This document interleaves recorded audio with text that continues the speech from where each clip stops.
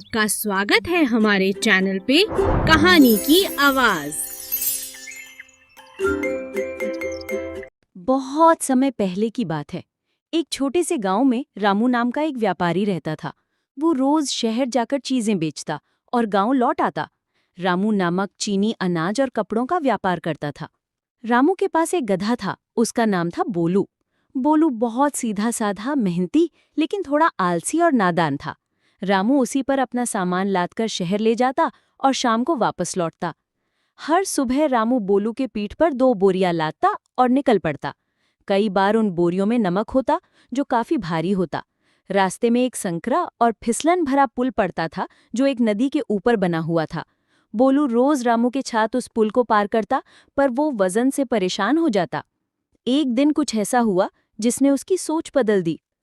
एक दिन जब बोलू नमक की भारी बोरियां लादे चल रहा था, तभी अचानक उसका पैर फिसल गया और वो नदी में गिर गया। रामू घबरा गया, लेकिन गधा जल्दी ही उठकर किनारे आ गया।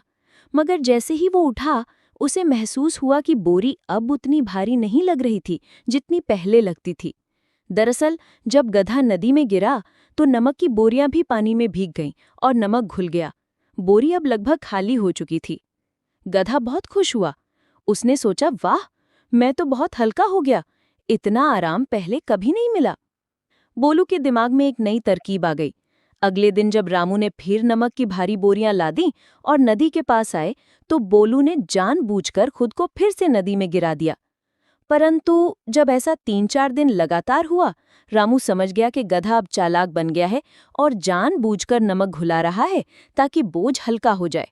रामू ने कुछ नहीं कहा, लेकिन उसके मन में एक योजना बन चुकी थी। एक दिन रामू ने बोरियों में नमक की जगह रुई यानी कॉटन भर दी। रुई बहुत हल्की थी, लेकिन जब पानी में भीगती है तो वो बहुत भारी हो जाती है।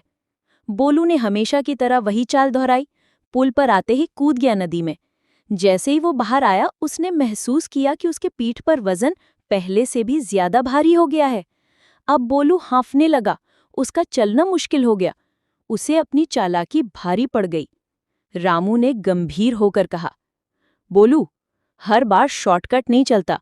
मेहनत से भागोगे तो मुश्किल और बढ़ेगी। उस दिन के बाद बोलू ने फिर कभी जानबूझकर नदी में गिरने की कोशिश नहीं की। वो समझ गया था कि चालाकी हमेशा काम नहीं आती और अनुभव से मिली सीख सबसे मजबूत होती है। अब वो चुपचाप हर दिन ईमानदारी से रामू का सामान शहर तक पहुंचाने लगा। अगर आपको ये वीडियो पसंद आया तो कृपया एक लाइक जरूर करें, क्योंकि आपके लाइक से हमें और बेहतर कंटेंट बनाने की शक्ति मिलती है। और हाँ, इसे अपने दोस्तों के साथ शेयर करना मत भूलिए, ताकि वे भी इस मजेदार कहानी का हिस्सा बन सकें। सबसे जरूरी, हमारे चैनल को सब्सक्राइब करें और बेल आइकन दबाएं, ताकि कोई भी नया वीडियो आप मिस न करें। आपका एक छोटा सा क्लिक हमारे लिए बहुत बड़ा है।